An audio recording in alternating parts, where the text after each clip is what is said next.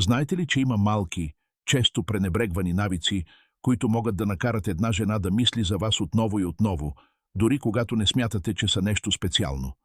Не става въпрос за големи думи, скъпи подаръци или фалшива увереност.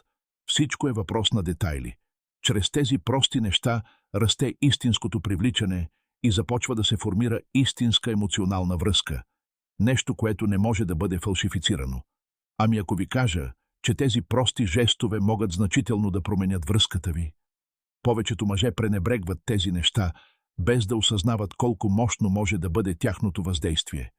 Днес ще научите как наистина да се откроите и да станете мъж, когото е трудно да забравите. Ще обсъдим и най-голямата грешка, която 99% от мъжете правят, и защо тя може да накара една жена да загуби интерес, дори когато в началото всичко изглежда перфектно. Затова не забравяйте да гледате това видео до края, защото последната част може напълно да промени начина, по който гледате на връзките. Добре дошли отново в този канал, където обсъждаме как малките детайли могат да окажат голямо влияние върху връзките и да ви помогнат да разберете женската психология по-задълбочено. В това видео ще споделя 7 неща, които жените почти винаги харесват, дори и рядко да го изразяват директно. Ако сте чувствали, че не сте разбрали напълно какво е наистина важно за тях, може би това видео ще ви даде отговорите, които търсите. Преди да продължим, не забравяйте да натиснете бутона «Харесвам», ако тази тема ви е била полезна.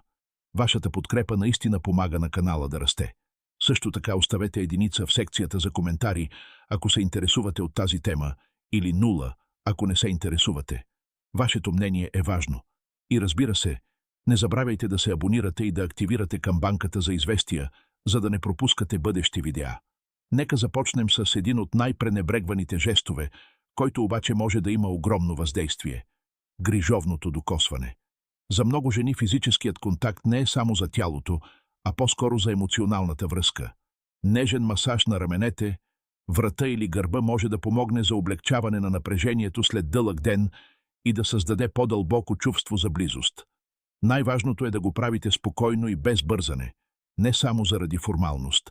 Можете да използвате масажно масло или лосион с успокояващ аромат. Движете ръцете си бавно, докато наблюдавате реакцията й. Без да са необходими много думи, този прост жест предава посланието: «Грижа ме е за теб. Тук съм за теб». Следва учтивият и уважителен флирт.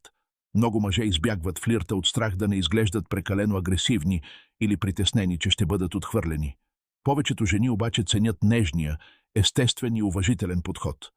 Лека усмивка, топъл поглед или обикновен комплимент могат да бъдат приятно взаимодействие, разпалвайки отново женствеността й и карайки я да се чувства ценена.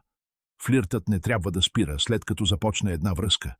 Всъщност, този навик поддържа топлината на връзката и напомня за ранните дни, когато интимността е започнала да расте. Друг жест, който често се пренебрегва, е нежното докосване на косата й. За много жени косата е чувствителна зона и е тясно свързана с комфорт и доверие. Нежно докосване по време на тихи моменти, като например гледане на филм заедно или лежане един до друг, може да осигури чувство за сигурност и емоционална топлина. Но ключът остава същият. Правете го естествено, не го насилвайте и изберете правилния момент. След това поставете ръката си върху центъра на гърба й. Макар че може да изглежда просто, този жест има силно значение. Той предава чувство за защита, присъствие и увереност. Когато се разхождате заедно на публично място и нежно поставите ръката си на гърба й, посланието е: «Тук съм, в безопасност си». Това не е форма на контрол, а по-скоро зряла и стабилна загриженост. Съществува и много смислен аспект на защитата. Много жени искат да чувстват, че мъжът им няма да изчезне, когато нещата станат трудни. Това не означава търсене на конфликт или прекалено напористо поведение, а по-скоро готовност да бъдат до нея, когато тя се нуждае от подкрепа.